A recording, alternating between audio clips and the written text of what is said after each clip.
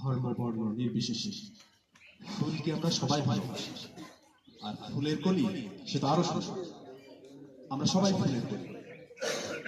পদ্মা সাংস্কৃতিক সংসদের ক্ষুদে শিল্পীদের পরিবেশনায় পরিবেশিত হচ্ছে ক্ষুদে শিল্পীদের গান। পূর্বের গান দুটি আমরা শুনলাম পদ্মা সাংস্কৃতিক সংসদ গোদাগাড়ির পরিচালক জনাব মোহাম্মদ একরামুল হকের রচনা এবং সুর। এ পর্যায়ে আমরা ফুলকলি নিয়ে গান শুনব। কথা ও সুর কবি আব্দুল্লাহ হাফিজ, আমরা ফুলের কলি।